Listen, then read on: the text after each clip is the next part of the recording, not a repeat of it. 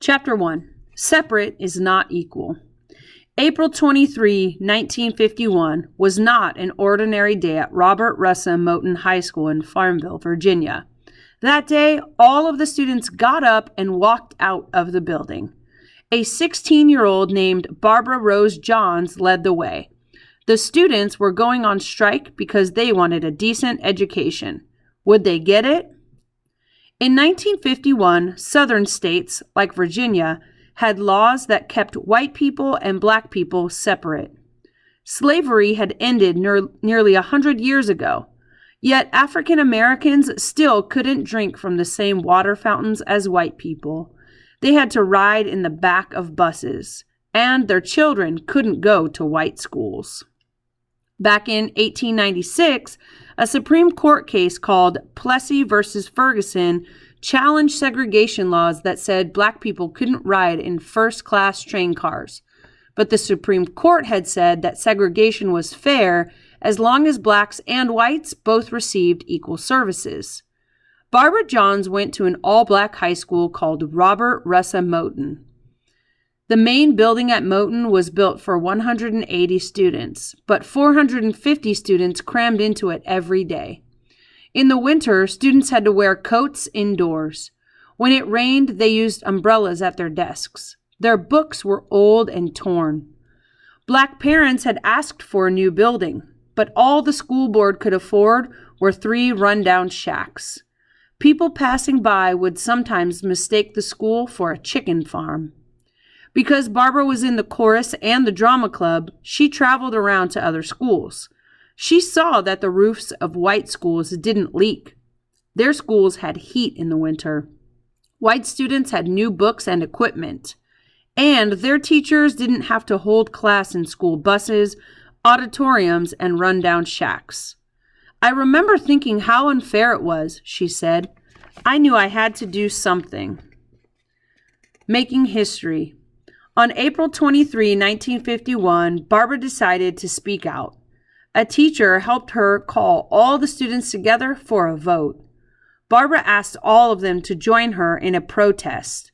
Every single student agreed. They walked out of the building together. The students wanted integrated schools. One school system shared by blacks and whites would guarantee that everyone got the same education. Barbara found 2 lawyers who agreed to represent the students of Moton. The students would take their case to court. But some people were deeply against this idea. A white school board member said that he would blow the brains out of the first black kid who attended a white school. Someone else threatened Barbara's family. Barbara's parents sent her to live with an uncle in Alabama to keep her safe. Heads up, Barbara Johns saw that white schools were better than her school. What did this cause her to do? Caption below photo. Elizabeth Eckford was one of the first students to integrate Central High School in Arkansas in 1957. People were angry. In the meantime, the students' case marched on all the way to the Supreme Court. 3 other states had similar cases. The 4 cases were combined into one big case. It was called Brown versus Board of Education, Topeka, Kansas. The case was named for Linda Brown. Linda was a 17-year-old girl who had to cross dangerous train tracks every day on her way to school on the other side of town. She wasn't allowed to attend the all-white school right down the street from her. On May 17, 1954, the Supreme Court gave its decision. Separate public schools, the court ruled, were not equal. The court said that the 14th Amendment to the Constitution requires all people to be treated equally under the law. The court ordered all public schools in the country to integrate. Today, in honor of the students' protests, Moton High School is a museum. Heads up, the Supreme Court ruled that separate schools were not equal. Why? Caption below photo. The Supreme Court is the highest court in the United States. Cases are heard in this courthouse in Washington, D.C. The highest court. Not all types of court cases can go to the Supreme Court. For example, the court doesn't decide if someone is guilty of a crime. And the court doesn't decide if someone should be awarded money from an accident. So, which kinds of cases do they hear? The court hears cases that challenge the fairness of rules and laws. 9 justices serve on the Supreme Court. To decide if a rule or law needs changing, they study the Constitution of the United States. The Constitution lists the powers that each part of our government has. It also states the rights of the people. The justices use this information to decide if a rule or law agrees with the Constitution.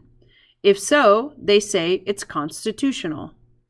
If they decide that a rule or law is constitutional, then it is allowed to stand. But if they decide it is unconstitutional, then the rule or law must be changed. Deciding that is not always easy. The justices don't always agree, so the majority rules. Barbara Johns and the students of Moton brought their case to court because they hoped that school segregation laws would be declared unconstitutional. And that is exactly what happened. Know your rights. 2 years after the U.S. Constitution was signed, 10 amendments were added to it. These amendments are known as the Bill of Rights.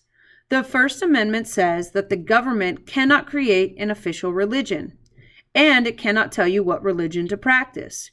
You have the right to speak out about public issues. The government is not allowed to control the news. If you feel that something is wrong, you have the right to get together with others and peacefully protest. And if you feel that anyone, including the government, has violated your rights, you have the right to take your case to court. All those rights are packed into the First Amendment.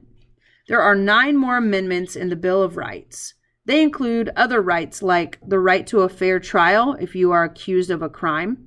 So far, there have been a total of 27 amendments added to the Constitution. But even rights have limits. For example, the First Amendment doesn't protect lies meant to hurt people. So, the job of the Supreme Court is to decide how these rights and their limits affect current rules and laws.